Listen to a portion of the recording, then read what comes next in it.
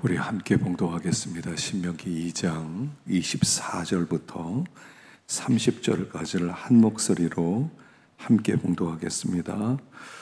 너희는 일어나 행진하여 아르논 골짜기를 건너라. 내가 헤스본 왕 아모리 사람 시온과 그의 땅을 내 손에 넘겼은즉 이제 더불어 싸워서 그 땅을 차지하라. 오늘부터 내가 천하 만민이 너를 무서워하며 너를 두려워하게 하리니 그들이 내 명성을 듣고 떨며 너로 말미암아 내가 그대못 광야에서 헤스본 왕 시온에게 사자를 보내어 평화의 말로 이르기를 나를 내 땅으로 통과하게 하라.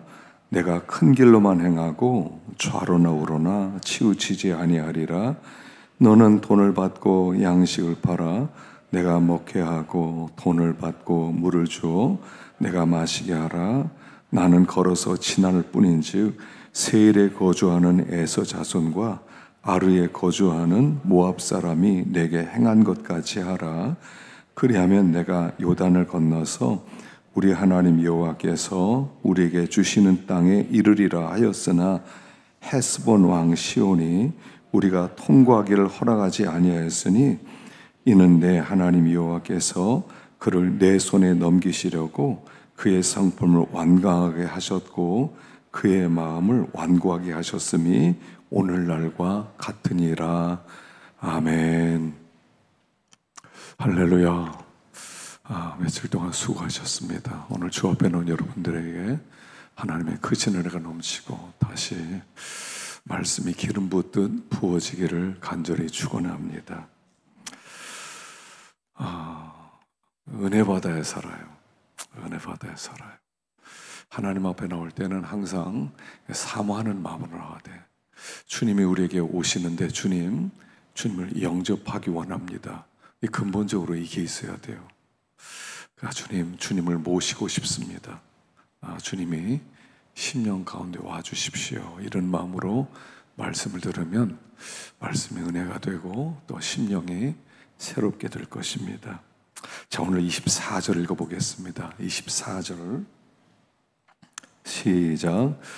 너희는 일어나 행진하여 아르논 골짜기를 건너라.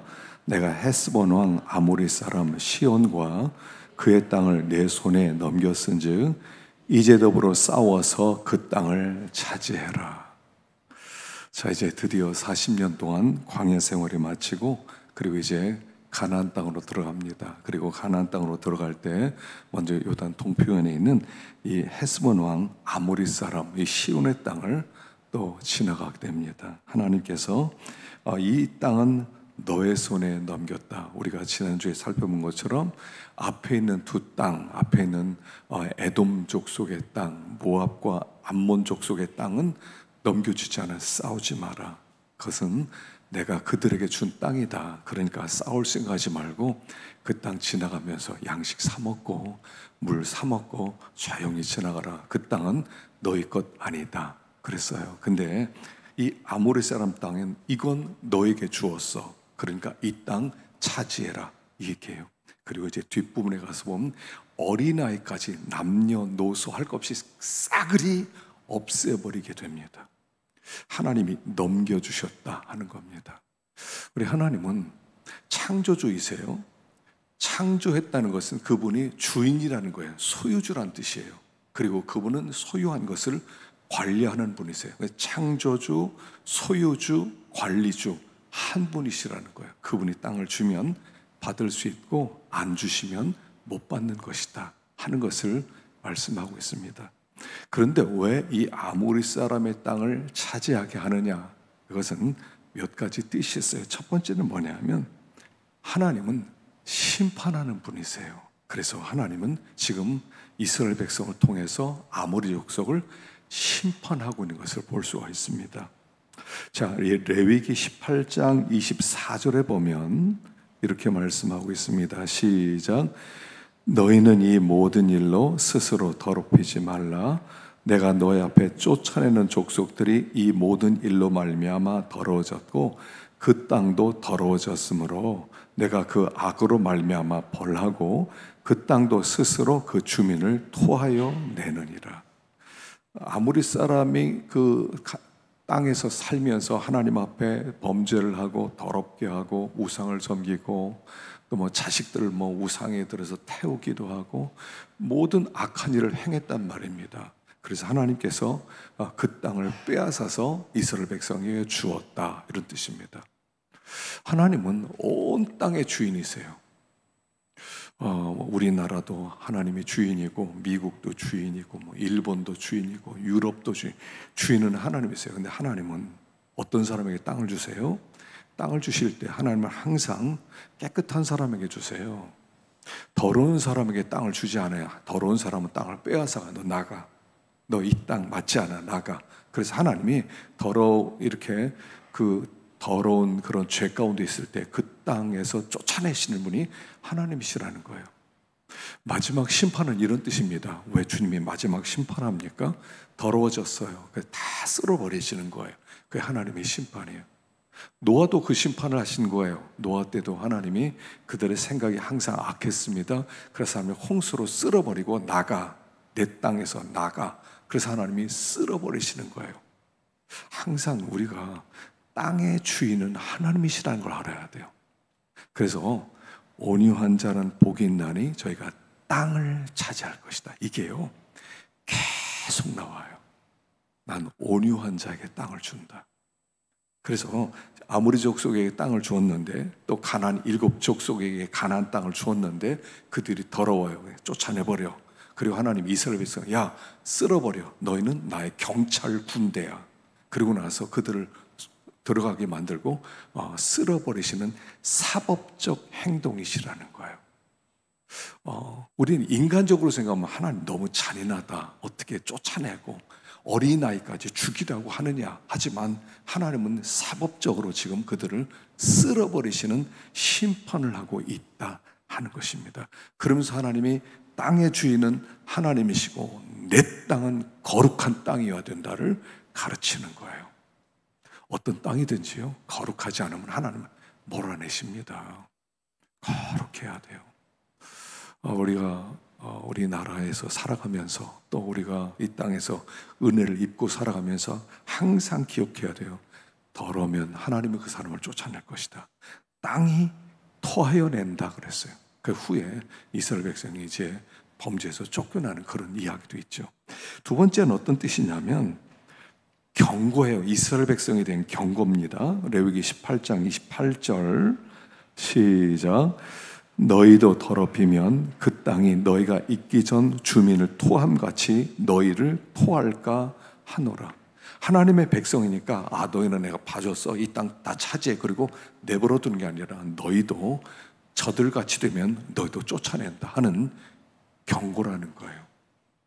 하나님이 아모리 족속, 또 여러 가지 히위 족속, 여러 족속들 다 쫓아내시는 것이 뭐냐면 너희에게도 경고다. 나는 더러운 땅은 용납 못한다. 너희도 조심해라는 메시지가 있다는 거예요. 세 번째는 뭐냐면 혼합주의 빠지지 말라는 거죠. 여호수아 23장 12절 한번 보겠습니다. 12절 시작. 너희가 만일 돌아서서 너희 중에 남아있는 이 민족들을 가까이하여 더불어 혼인하며 서로 왕래하면 확실히 알라. 너희 하나님 여호와께서 이 민족들을 너희 목전에서 다시는 쫓아내지 아니하리니 그들이 너에게 올무가 되며 덫이 되며 너희 옆구리에 채찍이 되며 너희의 눈에 가시가 되어서 너희가 마침내 너희 하나님 여호와께서 너에게 주신 이 아름다운 땅에서 멸하리라. 자, 그들이 이제 불쌍하다고 그래서 좀 내버려 두고, 또 어린아이나 여자들 내버려 두고 그냥 이제 적당히 몰아내고 살면 어떻게 됩니까? 반드시 영향을 받는다는 거예요. 반드시 영향을 받아서 결국 서로 결혼하게 되고, 서로가 이렇게 그 하나님만 섬기던 사람이 그들의 우상과 그들의 생각도 같이 섞여서 혼합주의가 된다는 거예요. 하나님이 제일 미워하는 게 뭐냐면 혼합주의예요. 혼합주의. 신앙생활은 한 가지입니다. 오직 하나님만 섬기는 거예요. 오직 하나님만 섬기는 거예요. 하나님은 그걸 기뻐하세요. 순수한 신앙, 섞이는 걸 싫어하세요. 너희가 두 주인을 겸하여 섬길 수 없다. 항상 하시는 말씀이요. 순수하게 하나님만. 너희는 오직 그의 나라와 그의 의를 구하라. 그리하면 이 모든 것은 너에게 더해 주실 것이다. 이 근본적 말씀이에요. 사람은요, 영향을 주기도 하고 영향을 받습니다. 그런데 우리는 어떤 존재냐면 육신을 가지고 있어요. 육신을 가지고 있다 보니까 영향을 잘 받아요. 여러분, 쉽게 사는 사람들 보면 쉽게 살고 싶은 마음이 드는 거예요. 그러다 보니까 가나안 사람의 우상이 이스라엘 백성들 가운데 들어오게 되면 우리가 하나님을 섬긴다는 의미가 없어요. 하나님만 섬길 때 의미가 있는 거예요. 신앙은 항상 하나님이에요. 하나하나. 너는 내 앞에 다른 신을 두지 마라. 너희가 신앙은 다른 신 두지 말고 하나님만 섬겨라. 하나님만 의지해라. 이거지. 하나님을 섬기다가 조금 마음을 이렇게 우상에게 세상에 가도 된다 이런 뜻이 아니에요. 항상 하나님은 한 가지면 하나님만 섬겨라. 하나님만 섬겨라는 거예요. 그래서 그들이 가나안 땅 가면서 그들 원수들을 깨끗하게 쓸어버리라는 거예요. 깨끗하게. 영향받지 않도록 하기 위해서. 순수 신앙이에요. 여러분, 좋은 신앙은요, 톡실한 게 좋습니다. 톡실할수록 좋아요. 나는 하나님밖에 모릅니다. 이게 좋아요. 적당이라는 게 들어가면 안 돼요. 하나님의 은혜를 입으려면 적당히 들어가면 안 돼요. 하나님만, 골똘하게 하나님만. 그에게는 하나님밖에 없어야 돼요. 다른 생각이 없어야 돼요. 하나님만 의지해야 되고 하나님만 바라보고 하나님의 말씀 속에만 살아. 그게 좋은 거예요. 다 여유 있게 섬기는 게 좋은 게 아니에요. 여유 있게 하는 게 아니에요. 그래서 그냥 하나님만 하면 사람들이 저 꼰대야 꼰대. 저렇게 하라고 그래. 아니에요. 신앙은 하나님만 알아야 돼요. 하나님만. 그래서 하나님이 너는 온 땅을 두루 감찰하사 전심으로 자기를 향하는 자를 위하여 능력을 베푸시나니. 전심으로.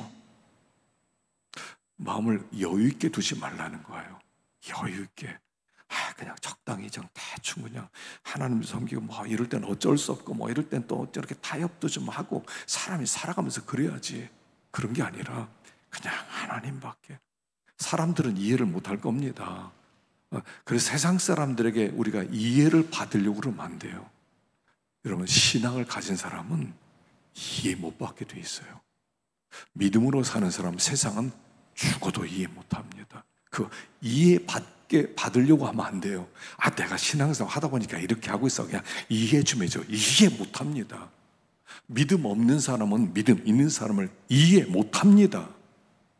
그러니까 미움도 당하고 왕따도 당하고 괴롭힘도 당하고 그렇게 되는 것이요. 뭐 적당히 섞여 있으면 뭐 적당히 합시다. 그럼 고난 없지요. 고난이 있는 이유는 뭐냐면 하나님만 섬기려고 하다 보니까 그래요. 그래서 여기 아모리 이 땅으로 들어가면서 헤스본 왕이 이 아모리 사람 시온을 정복하면서 싹 쓸어라 그래요. 싹 쓸어라. 때때로 우리가 마음을 한 번씩 정리를 한 번씩 해야 됩니다. 정리를 한 번씩 해야 돼요. 여러분, 어떤 청소력이라는 책이 있더라고요. 그래서 작은 책이어서 살펴보았는데, 이 청소력이라는 책이 뭐냐면 청소가 힘이 되는 거예요. 지금 자기의 마음 상태, 자기를 알려면 집안을 보내는 거예요. 집안의 상태가 자기의 마음 상태래요. 집안이 지저분하게 막 흩어졌어요. 마음이 그렇다는 거예요. 그래서 집안 청소부터 깨끗하게 해놓으라는 거예요. 그래야 마음이 정리된다고. 여러분, 우리 마음을 한 번씩 살펴봐야 됩니다. 여러분, 마음이 단순해야 돼요. 깨끗하게 정돈이 되어 있어야 돼요. 깨끗하게. 그냥 하나님. 우리가요, 이렇게 세상에서 살다 보니까 별별 사람들 만나고 별별 일을 당하다 보니까 마음이 자꾸 흩어져요. 마음이 흩어지게 돼 있어요. 하나님만 이렇게 집중하지를 못해요. 그러다 보니까 막 섞여 있어요. 그러다 보니까 힘이 없단 말이에요. 하나님만 바라봐야 되는데. 그래서 하나님께서 이 땅을 너에게 줄 것이다. 차지해라. 그리고 거기서는 너는 하나님만 섬겨야 된다는 그런 뜻이 있단 말입니다. 자, 25절 보겠습니다. 25절 시작. 오늘부터 내가 천하만민이 너를 무서워하며 너를 두려워하게 하리니 그들이 내 명성을 듣고 떨며 너로 말미암아 근심하리라 하셨느니라. 언제부터요? 오늘부터. 이 성경 구절 얼마나 멋있는지. 오늘부터 내가 천하만민이 너를 무서워하고 너를 두려워하게 하리니 그들이 내 명령을 듣고 떨며 너로 말미암아 근심하리라. 오늘부터.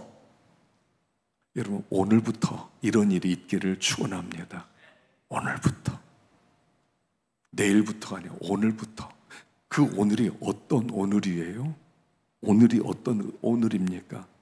이제부터 하나님의 말씀을 받은 다음에 그 말씀 그대로 살아가는 그 오늘부터, 이런 뜻이에요. 아모리 족속 너희들이 싸워서 몰아내는데 싹 몰아내라. 그리고 그들이 그렇게 순종하기로 결단한 그 오늘부터예요. 그 오늘부터 내가 너를 모든 사람에게 높여서 세상 사람들이 널 보고 떨며 근심하고 두려워하게 만들어주겠다. 오늘부터. 오늘이 하나님 앞에 순종하고 결단을 내리는 그날부터 하나님은 우리와 함께 하시겠다는 거예요.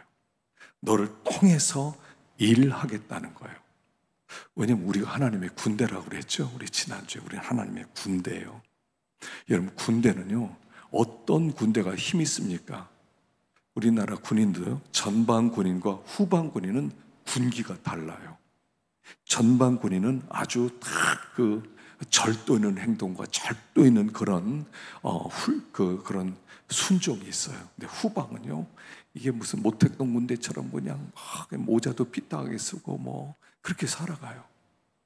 여러분, 군대가 힘 있는 군대가 되려면 어떻게 돼요? 군대가 힘 있으려면요, 철저한 복종이 있어야 돼요.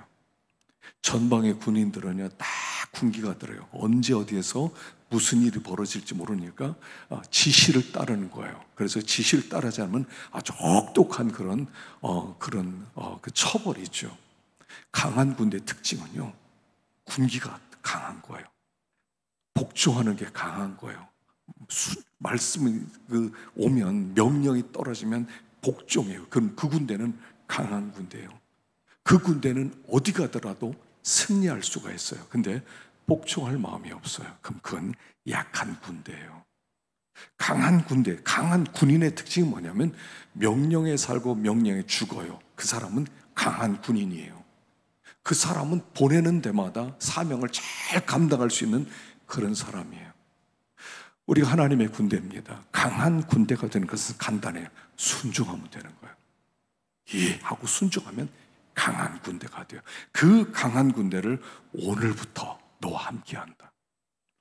우리가 하나님의 말씀을 받고 하나님의 말씀대로 그대로 절대 순종하면 그때부터 하나님이 그와 함께해서 그를 통하여 일하시겠다 하는 것을 말씀하는 거예요. 군인은 다른 거 없어요. 순종하는 게 군인이에요. 하나님의 백성은 순종하는 백성이에요. 순종하기로 작정하면 그때부터 강해지는 거예요. 내가 강한 게 아니에요. 강한 척하는 게 아니에요. 성도의 강함은 강한 척하고 막 목소리 막 높이고 소리 막 지르고 그거 강한 거 아니에요. 그건 약한 게 오히려 그렇게 드러나요. 강한 사람은 다른 거 없어요. 순종하면 얘밖에 없는 사람은 무서운 사람이에요. 말씀이 떨어졌을 때 예 한 사람은 강한 사람이에요. 하나님이 그와 함께해요. 함부로 그런 사람은 대하지 못해요. 함부로 대하지. 교회에서도요, 가만히 보면 말씀 앞에 딱 순종하고 합시다 예 하고 가면 그때부터 밀고 가는 사람은요 뒤에서 두려워하는 거예요. 하나님이 저 사람과 함께 하신다. 자꾸 핑계를 대고 이유를 대고 못한다고 그러고 자꾸 핑계가 많아요. 약한 사람의 특징은 핑계가 많아요. 좋은 사람은요, 핑계가 없어요. 하나님 앞에는요, 핑계가 없어요. 말씀이 떨어지면 예만 있어요. 그러면 별별 일이 다 있다 하더라도요, 예 하는 사람 앞에는 하나님이 그와 무조건 함께 하는 거예요. 사회가 어떻다, 조직이 어떻다 말할 것도 없어요. 그 사대 교회가 있잖아요. 사대교회, 죽어가는 교회요. 성령의 생기가 사라진 교회, 생명력 없는 교회. 그 교회를 향해서 뭐라고 하십니까? 너희 가운데 흰옷을 더럽히지 아니한 자 몇 명이 있는데 내가 그들과 함께 하겠다. 다 타락해서 막 그렇게 살아가고 그러는데 그 몇 명은 흔들림 없이 믿음으로 살아가는 사람들이 있었다는 거예요. 내가 그들을 시험에서 건져내고 내가 그와 함께 할 것이다.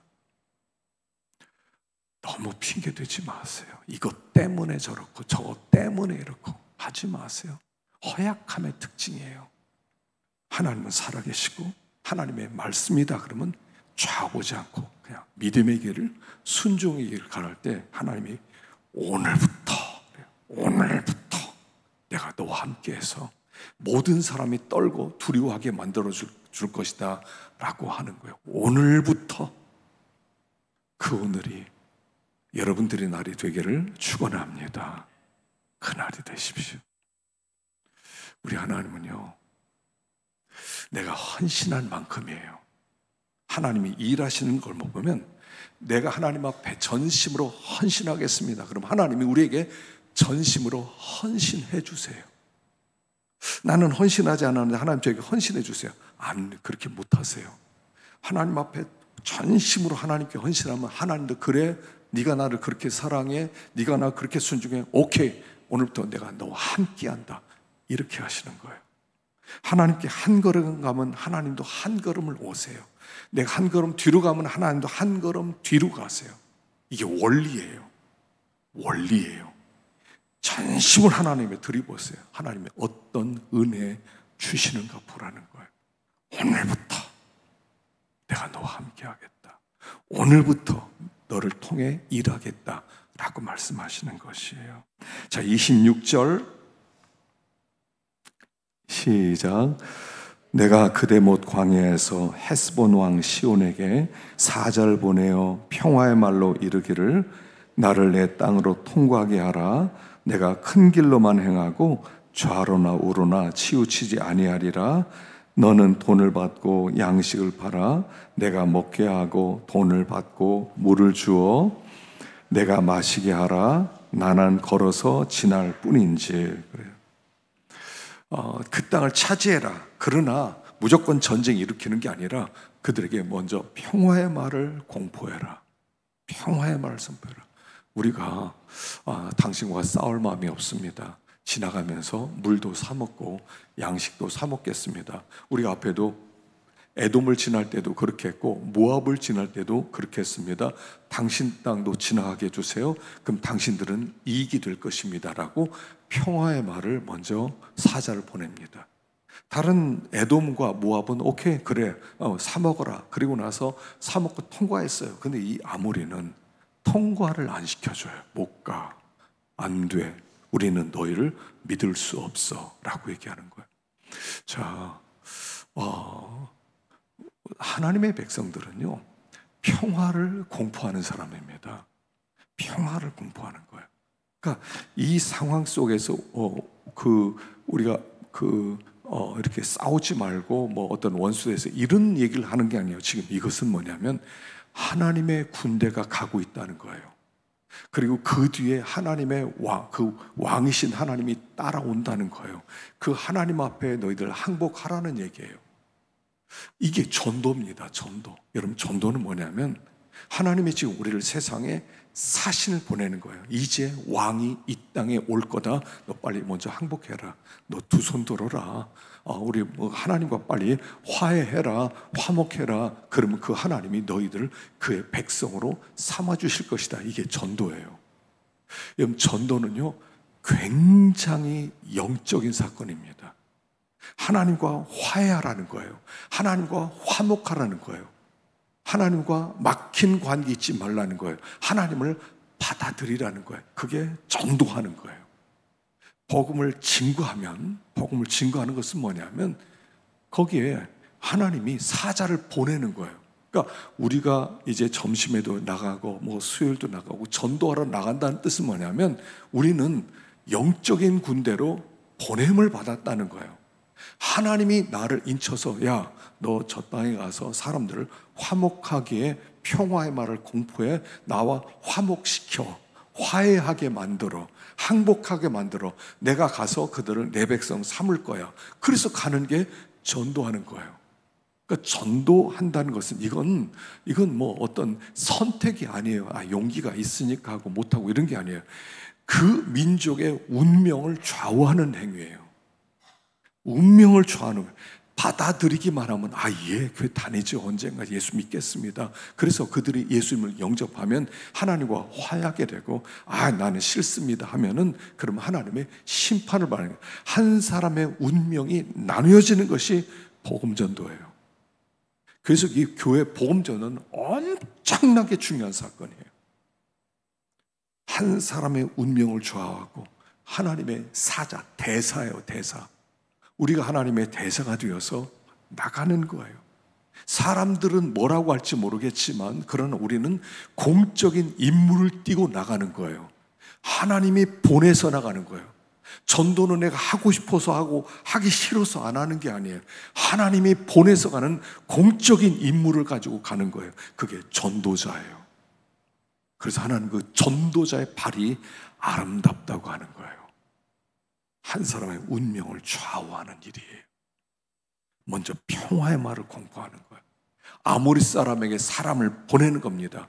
받아들여라. 받아들여라. 그럼 너는 유익을 볼 것이다.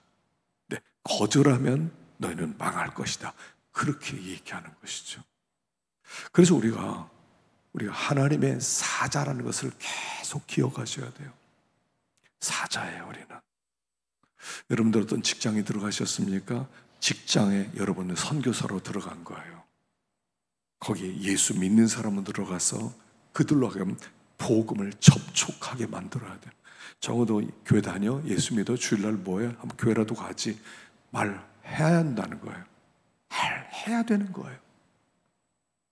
숨기지 말고. 그냥 그러니까 이렇게 만나니까 그런 얘기가 안 나와요. 그래서 어떤 일을 하다 성격 좋은 사람을 만났어요. 제 잔디 깎는 기계를 좀 고치러 이제 공구상을 몇 번 갔거든요. 사람 참 좋아요. 아주 참 사람 좋으시네요. 혹시 교회 다니세요? 교회는 안 다녀요. 그래서 자연스럽게 되잖아요. 그러셨구나. 다음에 만나면 또 교회 좀 다니시면 좋겠네 하면 좋잖아요. 그냥요. 이렇게 지나가면서 한마디씩 할 수 있더라고요. 근데 그게 공적인 일이라는 거. 공적인 일이라는 거. 자, 마지막으로 30절 읽어봅시다. 30절 시작. 헤스본 왕 시온이 우리가 통과하기를 허락하지 아니하였으니 이는 내 하나님 여호와께서 그를 내 손에 넘기시려고 그의 성품을 완강하게 하셨고 그의 마음을 완고하게 하셨음이 오늘날과 같으니라. 지나가서 물 사서 마시고 양식도 사서 사겠습니다. 좀 해주세요 그랬더니 에돔 사람도 통과하게 하고 모압 사람도 통과하게 했는데 이 헤스본 왕 시온은 통과하지 못하게 하는 거예요. 그래서 그 성품을 완강하게, 하나님이 그 성품을 완강하게 하셨다는 거예요. 그래서 결국 그들을 정복하고 그들이 망하게 되었다는 얘기입니다. 자, 왜 이렇게 완강할까요? 바로 왕도 그랬죠.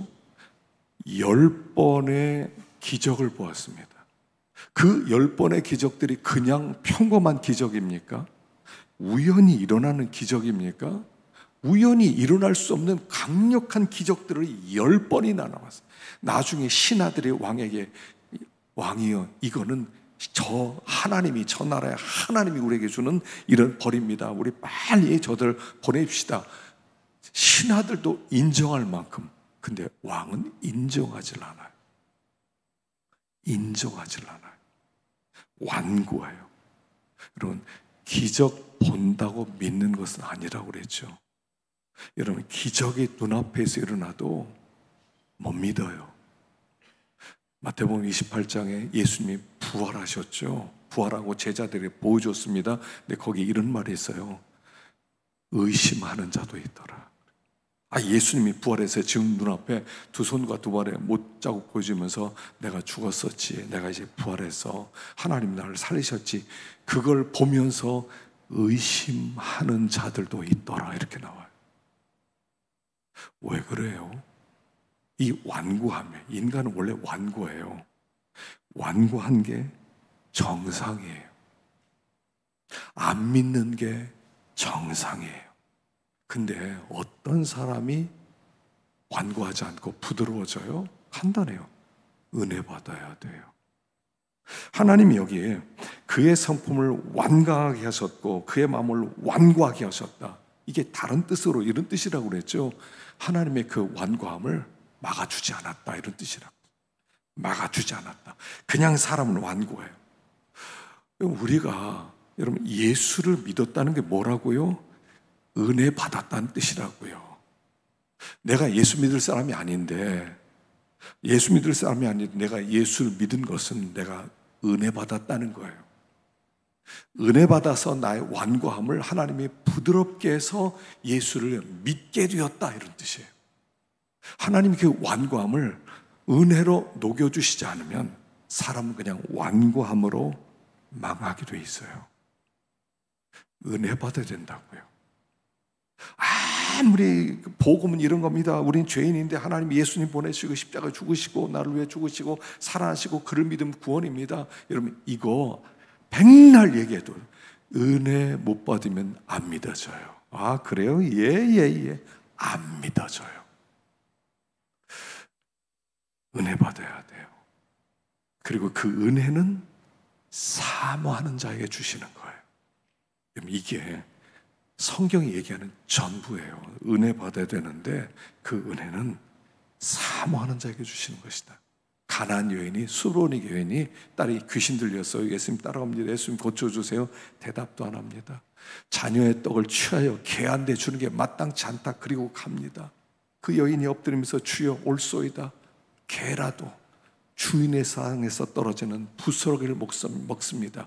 그랬더니 그래, 네 믿음이 크도다. 고쳐주세요. 이게 뭐예요? 그게 사모함이에요. 삭개오가 예수님을 만나기 위해서 사람이 많았는데 나무 위라도 올라갔을 때 주님이 그 삭개오를 보면서 은혜를 주시는 거예요. 주님께 은혜 받은 사람은 다 간절히 사모한 사람이었단 말이에요. 그냥 삭개오가 아니야. 예수님 지나가는데 사람 많네. 나 볼 것도 없어. 집에 가 있을 거야. 근데 주님이 찾아와서 삭개오야 문 열어라, 이렇게 얘기 안 했어요. 그렇게 얘기 안 했어요. 가나안 여인이 난 개에게 내 자녀의 떡을 주는 게 마땅치 않다 그랬을 때 예수 별거 없고만 가는데 야 일로 와봐 이렇게 하지 않았어요. 주님은 사모하는 심령을 알아보세요. 12년 동안 혈루증 앓던 여인이 예수님만 만나도 내가 은혜 받을 수 있을 것 같아, 나음 받을 수 있을 것 같아서 아무도 모르게 사람을 비집고 들어가서 예수님 옷가에 손을 대는 순간 주님이 돌아보시면서 누가 내 옷에 손대느냐라고 물어보세요. 은혜는 그냥 주어지는 게 아니에요. 우리 시대가 왜 이렇게 어려운 시대가 됐어요? 간절에 대한 결핍이 없단 말입니다. 간절함에 대한 결핍. 나 은혜 받아야 되는데 나 이대로 살면 안 돼. 그 결핍에 대한 간절함이 사라진 시대이기 때문에 우리 시대가 불행한 시대예요. 우리 아이들이 불행해요. 원하는 게 없어요. 영적으로 하나님을 더 이상 원하질 않아요. 하나님을 찾질 않아요. 너무나 모든 게 다 주어져 버렸어요. 먹고 사는 게 다 주어져 버렸어요. 그러니까 결핍이 없어요. 우리 어릴 땐 참 먹을 게 없었지요. 우리나라 이렇게 잘 산 거 얼마 안 됐어요. 저는 껌 하나 떨어져 있으면 껌 떨어진 것도 아까워가지고 주워서요, 모래알 다 수도가에 씻어가지고 그거 지글지글면서 씹고 다녔어요. 땅에 떨어진 껌도, 누가 버리다는 껌도 그것도 3일씩이나 씹었어요. 너무 없었으니까. 거기 이렇게 감자가 있으면요, 감자 캐서 서리에서 먹고, 감자 캐 먹어보셨어요? 생으로. 가지 그냥 생으로 먹어보셨어요? 배고파서. 우리 때는 결핍이 있었어요. 너무 가난했어요. 먹을 게 없었어요. 하나님밖에 없었어요. 새벽이 되면 주님께 나올 수밖에 없었어요. 하나님, 은혜 베풀어 주세요. 그리고 은혜 받았어요. 그래서 우리 민족이 지금 그런 게 없어요. 가난함이 없어요. 이게 불행이에요. 가난함이 없는 게 불행이에요. 난 충분하대요. 다 있대요. 뭐 받을 은혜 없지 뭐. 그러면 하나님, 그래, 받을 은혜 없구나. 주실 수가 없는 거예요. 하나님은 항상 간절함이란 도구를 통해서 역사하는 분이세요. 여기 이 아모리 왕 시온, 에돔도 지나치고 다 지났어요. 근데 아모리 왕 시온이 그래요, 그냥 지나가세요. 물 이렇게 양식을 사갖고만 조용히 지나가더라고. 이랬으면 괜찮았을 거예요. 근데 이상하게 완강해져요. 이게 부드러워지지가 않아요. 부드러워지지가 않아요. 여러분, 심령을 항상 살피세요. 항상 강팍해지지 않는지. 강팍해지지 않는지. 난 부스러기 은혜라도 받아야 돼. 나 부스러기 은혜라도 받아야 돼. 이거 있어야 돼요. 하나님, 부속이라도 나에게 은혜 주세요. 부스러기 은혜. 그렇게 나오셔야 돼요. 그래야 은혜가 임해요. 은혜는 오늘 갑자기 훅 떨어지는 게 아니에요. 이 강팍한 사람이 유튜브 들어가서 어느 설교 잘한다 막 다 들어보세요. 은혜 안 돼요. 강팍했는데 무슨 은혜 받아요? 천하 없는 예수님이 와서, 바울이 와서 설교해도 강팍한 마음엔 은혜 안 돼요. 어느 순간인가 여러분 그런 느낄 수 있지 않아요? 더 이상 은혜가 안 돼요. 어떤 설교를 듣더라도 은혜가 안 되는 날이 있다면 마음부터 살펴보세요. 하나님 은혜 베풀어 주시면요, 이름도 없는 전도사가 한 설교하는데 거기서 은혜가 돼요. 스펄전이 어떻게 은혜 받았는지 나오잖아요. 어렸을 때 청소년께 어느 교회, 유명한 교회 은혜를 받은 유명한 설교자가 온다고 해서 거기를 가려고 했었는데 눈이 너무 많이 왔어요. 갈 수가 없었어요. 그래서 그냥 옆에 있는 교회를 갔어요. 근데 거기에 오리라고 하는 설교자가 못 와요. 그래서 그냥 교인 장로님이 한 분이 그냥 설교를 했어요. 그때 돌아오라는 설교를 듣고, 젊은이여 거기서 뭐 하느냐, 돌아와라. 그 소리 듣고 거기서 깨지는 거예요. 그게 스펄전이 되는 거예요. 여러분, 한 가지밖에 없어요. 한 가지요. 한 가지요. 주님, 은혜 베풀어 주세요. 나 그냥 지나치지 마세요. 하나님, 난 참 완고합니다. 완고합니다. 이거는요, 누구는 완고하고 누구는 완고하지 않다 이런 뜻이 아니에요. 우리는 다 완고해요. 은혜 받은 사람만 부드러워지는 거예요. 은혜 받은 사람만 꼬꾸라지는 거예요. 그거밖에 없어요. 다른 길 없어요. 기도할 때마다 항상 이렇게 기도하셔야 돼요. 하나님, 다 은혜 받고 싶어요. 하나님, 저 좀 불쌍히 여겨주세요. 제 강팍한 마음을 좀 녹여주세요. 주님 외에 내 마음 녹여줄 사람 없어요. 나도 나를 부드럽게 못해요. 나 왜 이러지? 부드럽게 해야지 내가. 안 돼요. 뭐 누가 그렇게 만드는 것도 아니에요. 주님이 마음을 만져주셔야 돼. 그게 은혜 받는 거예요. 그게 은혜 받는 거예요.